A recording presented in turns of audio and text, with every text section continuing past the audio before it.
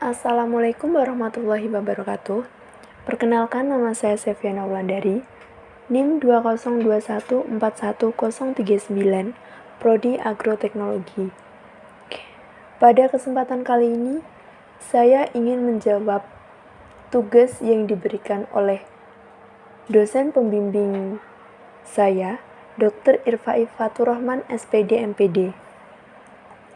Soal yang pertama, faktor apa saja yang menyebabkan terjadinya kesalahan penulisan ejaan? Berikan contoh kesalahan ejaan yang sering muncul. Faktor penyebab terjadinya kesalahan penulisan ejaan ada 3. Yang pertama, kurangnya ketelitian dalam menulis. Yang kedua, kurangnya penguasaan kaidah kebahasaan. Yang ketiga, kurangnya minat baca. Adapun kesalahan ejaan yang sering muncul, yang pertama, kata izin seharusnya izin, kata praktek seharusnya praktik, kata napas seharusnya nafas. Soal yang kedua, bagaimana langkah membedakan kutipan langsung dan kutipan tidak langsung dalam proses pengutipan? Jelaskan dan berikan contohnya. Kutipan langsung. Yang pertama, kutipan langsung biasanya digunakan oleh penulis di awal kalimat dan disertakan tahun beserta halamannya. Yang kedua, selalu meletakkan penulisannya. Yang ketiga, panjang kalimat kurang dari 6 baris. Yang keempat, kutipan langsung lebih mudah daripada kutipan tidak langsung. Contoh, kutipan langsung. Greda Laksana 1985 halaman 12 menyatakan bahwa bahasa adalah sistem bunyi bermakna yang dipergunakan untuk komunikasi oleh kelompok manusia. Kutipan tidak langsung. Yang pertama, kutipan ditulis ulang dengan bahasa penulis. Yang kedua, kutipan oleh beberapa penulis. Yang ketiga, tidak menggunakan tanda petik dan diikuti dengan sumber kutipan. Contoh kutipan langsung.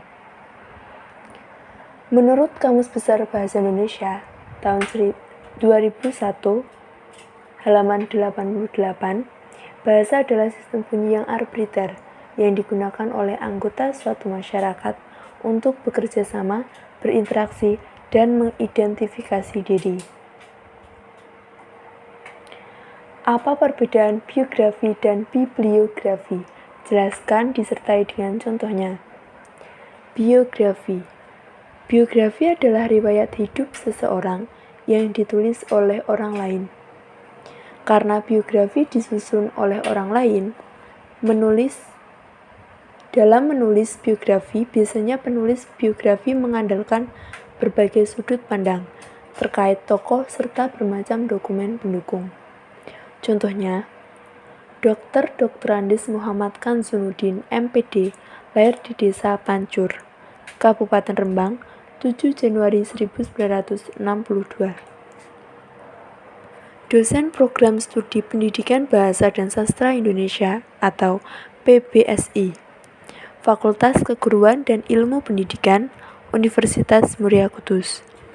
Pernah menjadi dosen dan mengajar pariwisata di Sekolah Tinggi Ilmu Ekonomi Pariwisata Indonesia Semarang tahun 2000 sampai 2020. Bibliografi. Berdasarkan Kamus Besar Bahasa Indonesia, bibliografi adalah daftar buku atau karangan yang merupakan sumber rujukan dari sebuah tulisan atau karangan, atau daftar tentang suatu subjek ilmu, dan bisa dikatakan bibliografi adalah daftar pustaka. Bibliografi mencakup deskripsi buku yang meliputi judul, pengarang, tahun terbit, nama terbit, serta kota terbit. Contohnya, Gerard Gerois tahun 1980, komposisi ND, Nusa Indah Ibrahim, Nini 2000 11 Bahasa Indonesia untuk Perguruan Tinggi, Jakarta, UHAMKA Press. Soal yang keempat, apa perbedaan makna antara kata pukul dan jam jika dilihat dari penggunaan untuk menunjukkan kata pergantian waktu? Jelaskan disertai dengan contoh kalimatnya. Makna kata jam mengandung arti masa atau jangka waktu. Contohnya, tadi pagi Fani berangkat dari rumah ke sekolah sekitar 30 menit. Makna kata pukul mengandung arti saat atau waktu. Contohnya, pentas seni akan dimulai pukul 20.00. Soal yang kelima. Bahasa berdasarkan hakikatnya merupakan sistem bunyi bermakna. Jelaskan pernyataan tersebut dan apa kaitannya antara sistem bunyi bermakna dengan penggunaan bahasa. Bahasa dinyatakan sebagai sistem bunyi, yakni bahasa itu merupakan susunan kumpulan dari lambang-lambang bunyi seperti A, B, C, D, E, F, dan seterusnya. Dinyatakan sebagai sistem karena lambang-lambang bunyi baru harus disusun berdasarkan pola kebahasaan yang telah disepakati oleh masyarakat pemakai bahasa. Bahasa itu berupa bunyi, namun spesifik terdapat bunyi-bunyi bermakna yang dihasilkan oleh alat ucap manusia. Bunyi tersebut disebut dengan font atau fonem, atau bunyi di luar bersin, batuk, dan sebagainya. Soal yang keenam, mengapa sering terjadi kesalahan penulisan tanda koma? Jelaskan disertai 5 contoh kesalahan tersebut. Karena faktor ketidaktahuan penulis pada penulisan tanda koma tersebut diletakkan di sembarang tempat. Tanda koma banyak disalahkan penggunaannya pada kondisi sebagai berikut. Yang pertama, tanda koma dipakai di antara unsur-unsur dalam satu perincian atau pembilangan. Contoh, buku, majalah, dan jurnal termasuk sumber perpustakaan. Pemisah unsur rincian dalam kalimat. Pada rincian terakhir yang biasanya diikuti kata hubung, sebelumnya tetap diberi tanda koma. Contoh, Andi membeli beberapa alat sekolah, diantaranya buku, tas, dan sepatu.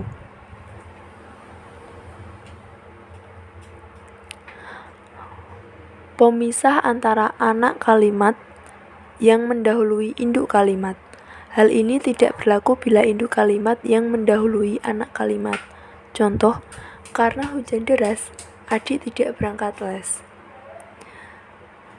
Selanjutnya ada tanda koma, dipakai sebelum angka desimal atau di antara rupiah dan sen yang dinyatakan dengan angka. Contoh, 1500. Tanda koma dipakai di antara bagian-bagian dalam catatan kaki.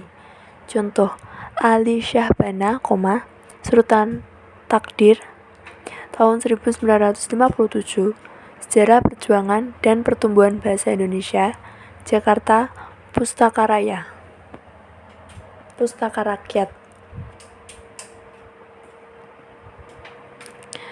Soal yang ketujuh, apa perbedaan dari makna dari tanda titik 2 dengan titik koma? Jelaskan disertai 2 contoh penggunaan tanda tersebut yang benar. Tanda titik 2 pada akhir suatu pernyataan lengkap yang diikuti perincian atau penjelasan. Contohnya, ibu membeli banyak sayuran di pasar, diantaranya sawi, buncis, wortel, dan lain sebagainya. Tanda titik koma dapat dipakai sebagai pengganti kata penghubung untuk memisahkan kalimat setara yang satu dari kalimat setara yang lain dalam kalimat majemuk. Contohnya, hari ini keluargaku bersih-bersih rumah. Ayah membersihkan gudang, ibu menyapu lantai, kakak menyiram bunga, dan adik mencuci piring. Soal yang ke-8.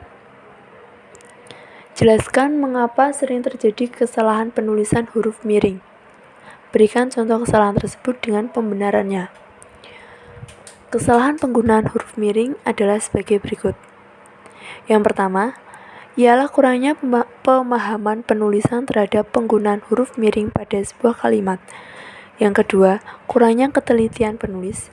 Yang ketiga, kelalaian penulisan kata sehingga yang aslinya ditulis miring tetapi ditulis biasa. Berikut beberapa contoh kesalahan penulisan harus miring. Yang pertama, saya menemukan informasi tersebut baru saja di Instagram. Kata Instagram harus bercetak miring. Yang kedua, penelitian ini mengkaji mengenai penggunaan media sosial WhatsApp dan Instagram dibandingkan dengan Bukalapak dalam aspek jual beli.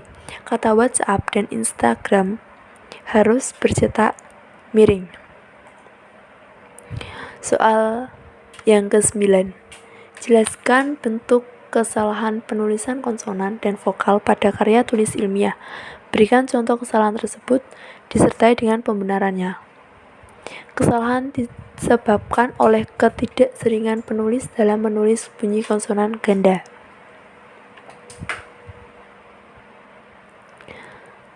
Huruf Latin dengan mengulang kembali huruf Latin yang mendahulunya. Contoh, hilangnya konsonan H pada karya ilmiah dapat terjadi karena ketidakseringan penulis mendengar bunyi konsonan H sebagai bunyi yang harus diwujudkan untuk mengakhiri sebuah kata. Karena penulis belum bisa menyisipkan konsonan tunggal yang sebelumnya diawali dan diakhiri dengan suku kata terbuka atau konsonan vokal. Sekian jawaban dari tugas-tugas yang diberikan oleh dosen pembimbing saya. Apabila ada salah kata, saya mohon maaf yang sebesar-besarnya. Sekian dan terima kasih. Wassalamualaikum warahmatullahi wabarakatuh.